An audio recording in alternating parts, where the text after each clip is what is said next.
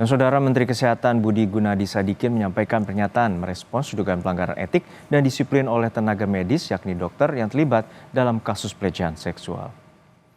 Salah satu yang dibahas dalam jumpa pers kali ini ialah kasus pemerkosaan yang dilakukan dokter PPDS di Rumah Sakit Hasan Sadikin, Bandung. Menyikapi maraknya kasus yang melibatkan dokter PPDS, Menkes bilang perlu ada perbaikan yang serius, sistematis, dan konkret bagi pendidikan dokter spesialis. Selain Menteri Kesehatan, jumpa pers juga dihadiri Menteri Pendidikan Tinggi, Sains dan Teknologi, lalu Direktur Utama Rumah Sakit Hasan Sadikin Bandung, hingga Rektor Universitas Pajajaran. Spesialis ini bisa kita bentuk dengan baik agar bisa meningkatkan pelayanan kesehatan bagi masyarakat. Beberapa hal yang saya titipkan agar benar-benar harus dilakukan.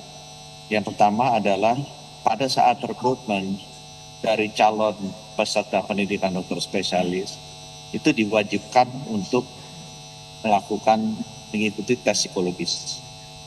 Sehingga dengan demikian kita bisa mengetahui kondisi kejiwaannya dari bersangkutan untuk bisa melakukan pendidikan ini dan nantinya akan bisa melayani masyarakat dengan sebaik-baiknya. Saya juga minta yang kedua agar transparansi dari proses rekrutmen ini dilakukan dengan baik sehingga tidak ada lagi yang preferensi khusus yang mengakibatkan kita akan salah pilih dari peserta pendidikan dokter spesialis ini.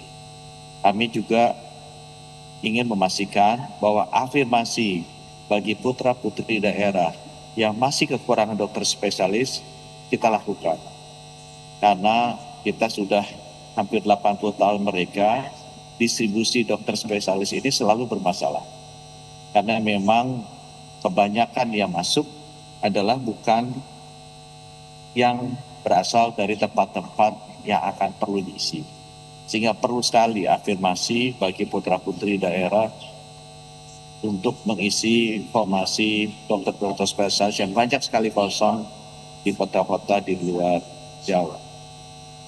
Menteri Pendidikan Tinggi, Sains dan Teknologi Brian Yuliarto mengatakan kasus kekerasan dalam dunia pendidikan merupakan alarm untuk mengevaluasi sistem pendidikan di Indonesia. Sejumlah langkah koordinasi berbagai bidang perlu dilakukan untuk mendapatkan sistem pendidikan yang bermartabat. Mencederai rasa keadilan, martabat kemanusiaan, dan kepercayaan publik terhadap institusi pendidikan kedokteran, serta rumah sakit sebagai tempat belajar dan memberikan pelayanan. Mewakili pemerintah Republik Indonesia, kami bersama-sama dengan Bapak Menteri Kesehatan tadi tentu menyatakan sikap tegas, tidak ada toleransi terhadap segala bentuk kekerasan, lebih dalam ruang pendidikan dan layanan kesehatan. Kekerasan apapun bentuknya, tentu kita harus tindak tegas, baik secara akademik, secara administratif, maupun secara hukum.